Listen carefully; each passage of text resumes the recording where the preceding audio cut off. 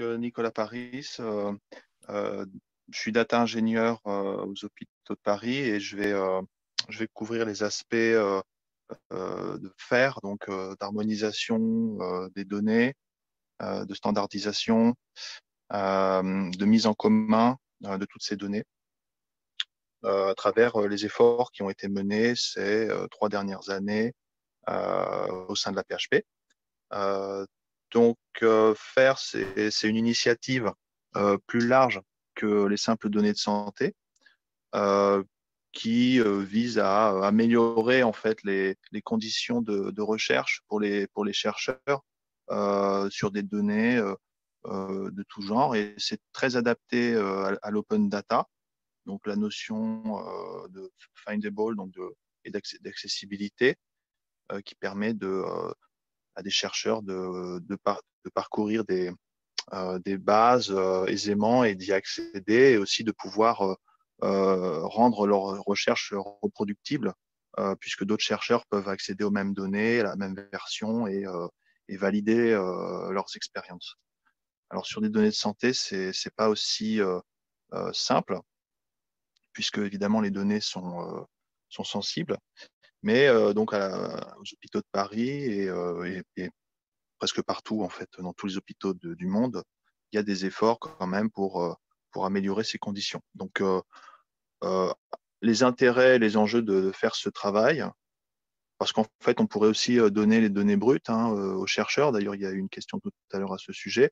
Il y a moins de pertes sur des données brutes, mais aussi beaucoup plus de temps pour chaque chercheur de refactoriser, de refaire tout un travail. Donc, on essaye de factoriser, c'est ça le préformatage des données. Euh, donc, euh, Essentiellement, c'est le dédoublonnage des données, la dénormalisation des données pour optimiser les accès, de mettre les mêmes unités, de choisir les bons champs et d'écarter tous les champs d'informations qui ne sont pas nécessaires à la recherche, etc. De documenter ces bases pour que les chercheurs puissent quand même comprendre et bien interpréter les données. Et aussi, un autre enjeu, c'est de pouvoir mesurer et comparer les pratiques d'un hôpital à l'autre, mais aussi de pouvoir appliquer des algorithmes plus facilement, c'est-à-dire que les investissements qui ont été menés par les chercheurs à Paris, nous, on aimerait qu'ils puissent être plus facilement mis en place, je sais pas, moi, à Lille, par exemple, ou carrément à l'étranger. Voilà. Quand je dis voilà, c'est pour dire que la slide, c'est bon. Merci. On a étudié tout un tas de modèles communs pour formater ces données. Et dans notre contexte, à la PHP, avec des données massives, donc 40 hôpitaux, des données de toutes sortes, des textes libres, des données structurées, des images, des formes d'ondes pour les ECG. Je ne parle pas des EEG qu'on n'a pas encore initiées, et aussi des données de génomique. Le modèle, un modèle qu'on a retenu, c'est le modèle HOMOP, qui a l'avantage d'être un modèle international, c'est-à-dire avec des centres dans le monde entier qui font des efforts pour formater leurs données sous ce format-là, avec une vision communautaire et donc une vision euh, compatible avec les logiciels libres et la réutilisation, l'autonomie des hôpitaux sans licence qui viendrait contrecarrer les idéaux initiaux des projets d'entrepôt. Alors, c'est un modèle qui est simple comparativement aux données qu'on récupère dans les outils. Les données qu'on récupère dans les outils, elles sont très compliquées avec des milliers de tables et puis très peu de documentation. Une des raisons de faire ce travail, c'est aussi de simplifier pour les chercheurs. Ils n'ont pas envie de faire des data, je pense. Ils veulent beaucoup faire de stats et de machine learning.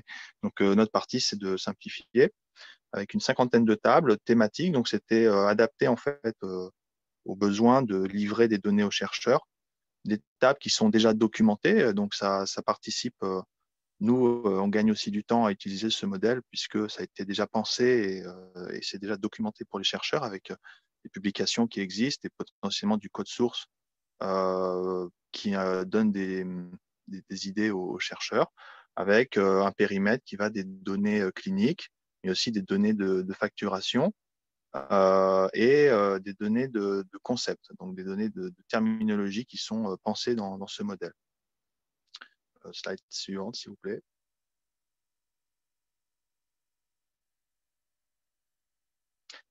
Voilà, donc justement, les terminologies, c'est un des aspects les plus compliqués dans le domaine médical. Il y a des millions de concepts pour décrire en fait les process médicaux, les maladies, les actes, etc. Donc, chaque hôpital, en plus, utilise potentiellement des concepts différents. Et donc, OMOP a un système et aussi fondé autour d'un système qui permet d'aligner de manière sémantique les concepts les uns aux autres pour pouvoir les standardiser, donner des équivalences entre des concepts parisiens, des concepts lillois ou des concepts américains ou russes. Comme ça, c'est égalité. Euh, et donc, ce système, c'est simplement des relations entre des concepts avec trois, trois tables qui permettent de stocker les différents concepts et de les aligner.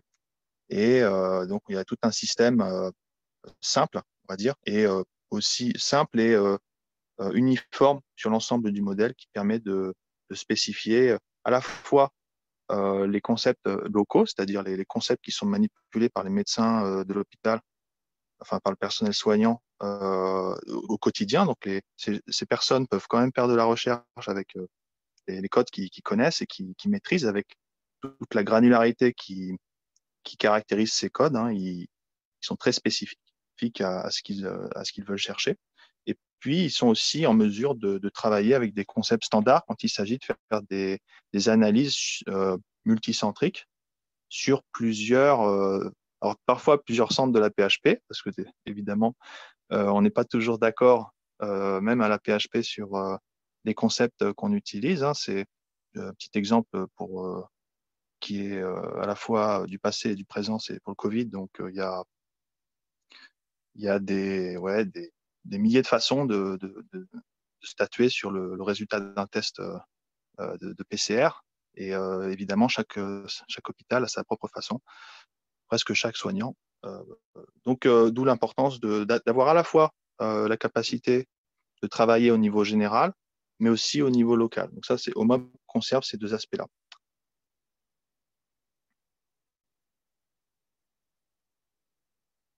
Alors, euh, donc c'est un processus qui est très fastidieux. Oui, c'est bon, vous pouviez changer la slide. C'est donc un processus qui est compliqué en fait d'aligner des concepts entre eux. En plus de ça, c'est pas aussi simple qu'une égalité pure, hein, puisque on perd de l'information quand on aligne à un code qui est plus général, ou alors on en gagne quand on aligne à un code qui est plus spécifique. Et c'est un processus aussi long parce qu'il y a des millions de codes. Alors nous, on a un certain avancement de concepts qui sont alignés de manière à pouvoir ou non faire des études internationales. Et en fait, on mise plutôt sur une stratégie d'aligner les codes en fonction des études, de manière à ce que les spécialistes qui vont rentrer dans un domaine, par exemple, en ce moment, il y a les spécialistes du Covid qui rentrent, et c'est long, hein, c'est 2 mois avant de rentrer vraiment dans le domaine, de comprendre les concepts, etc. Bah, ces personnes qui deviennent spécialistes en rapport avec les soignants, dans des équipes transdisciplinaires, sont aptes et ont besoin probablement d'aligner les concepts. Et donc, c'est un peu opportuniste et c'est aussi plutôt un cercle vertueux euh, de capitaliser sur des projets pour aligner les concepts à ce moment-là. Donc, c'est pas grave s'ils ne sont pas tous alignés, ça viendra avec le temps. Alors, ce qu'on aimerait, ouais, ce qu'on aimerait, c'est que, évidemment, on essaie de favoriser le dialogue avec d'autres centres qui eux aussi utilisent OMOP.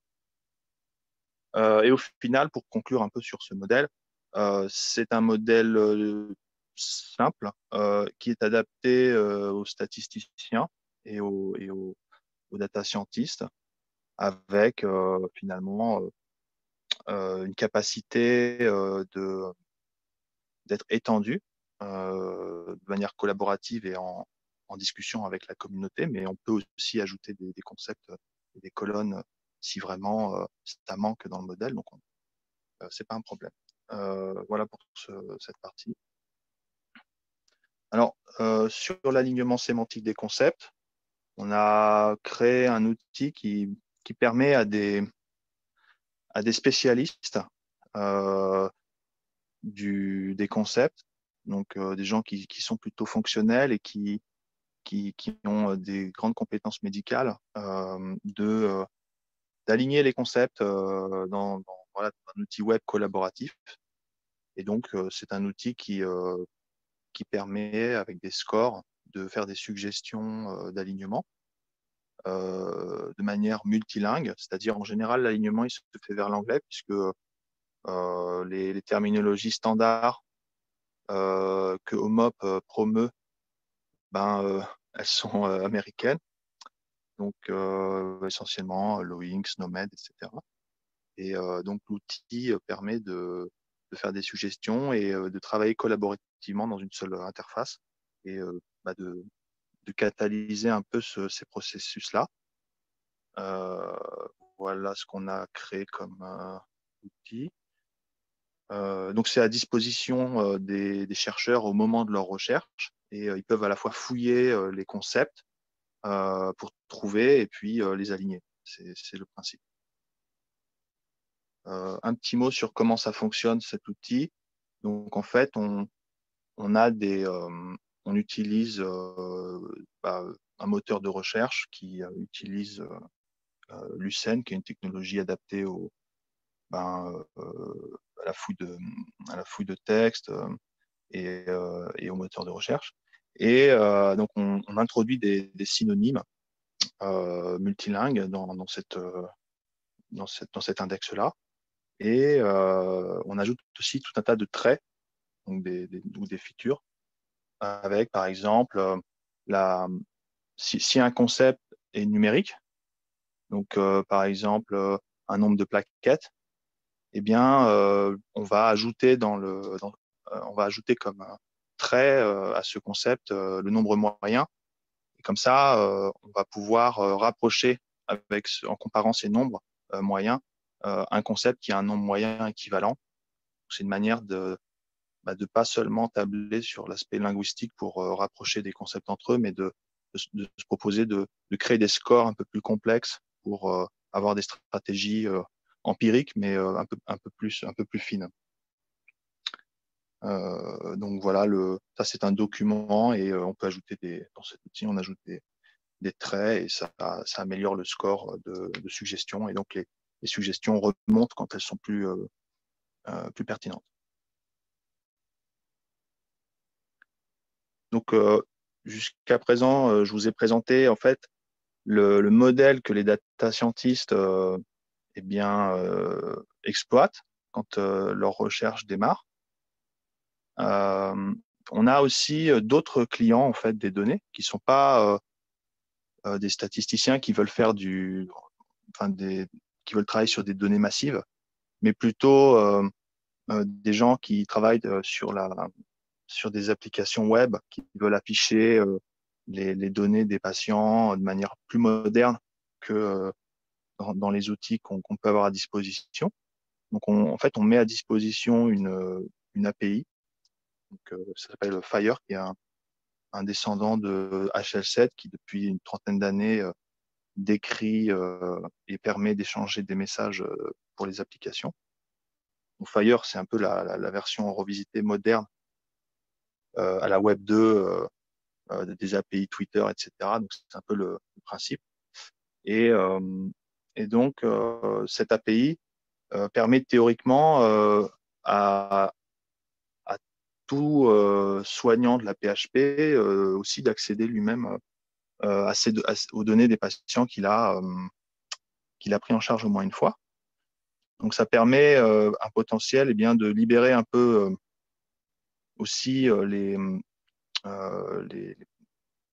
personnel et de les impliquer dans la visualisation et la mise en place de ce qu'ils aimeraient. Ils ont des cas d'usage nouveaux et c'est vrai que petit à petit, les gens se mettent à l'informatique de manière indépendante de leur travail principal.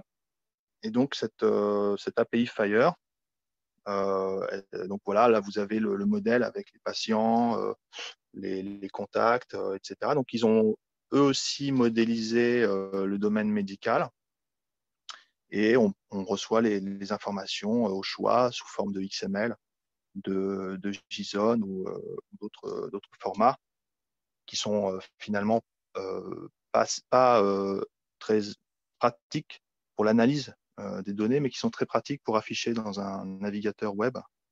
Donc, voilà ce qu'on offre.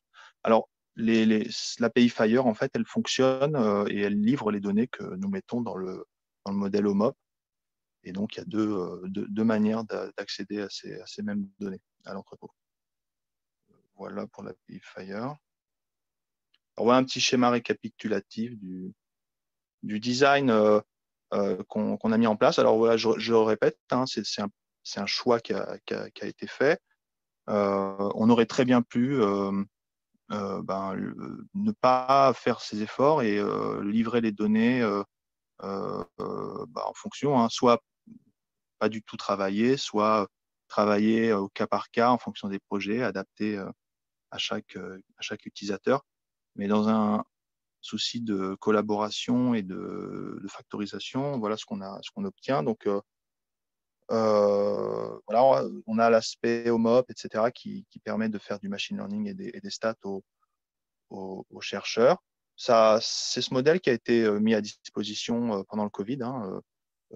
Ça a coïncidé en fait avec enfin, on était prêt en fait à livrer ce modèle qui venait de sortir au moment du Covid, et donc ça a été l'occasion de le tester avec un certain nombre de data scientists.